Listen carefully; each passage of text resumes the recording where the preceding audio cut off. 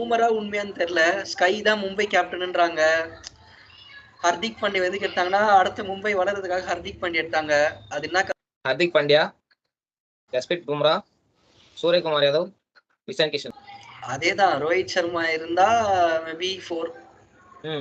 In case Rohit Sharma இல்லைன்னா இஷான் கிஷன். இவங்க ஸ்ரேயஸை வந்துட்டு பிட் பண்ணல, சான்சஸ் இருக்கு ஸ்கையை வெளில விட்டுட்டு அப்படின்ற மாதிரி கூட பேசிக்கிறாங்க.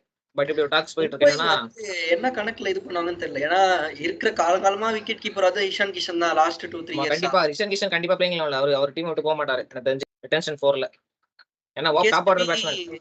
சூரியகுமார் அதை விட்டு எடுக்க பார்க்கலாம்னு நினைக்கிறேன். டாட் மாதிரி இருந்ததுன்னா இஷான் கிஷனை வச்சுக்கிட்டு சூரியகுமார் அதை விட்டு எடுக்க பார்ப்பாங்க. இப்போ யாரோ ஒருத்தவங்க வெளில வர போறாங்க சொல்லிட்டு தெரியும், யாருமே தெரியும். அப்படின்னும் போது ரோஹித் சர்மாவை அங்க இந்த ஒரு வருஷத்துக்காக ரிட்டைன் பண்ணுவாங்களா அப்படின்றது என்னோட ஒரு கொஸ்டின் மார்க்கா இருக்கு. ஏன்னா அது மெகா ஆக்ஷன் வேற. அவர் கேட்டது தப்பு கிடையாது. இவங்க கூப்பிட்டுருக்காங்க, எனக்கு கேப்டன்சி கொடுங்க. ஏன்னா அவர் ஆல்ரெடி கேப்டனா இருக்காரு, அதனால கேப்டன்சி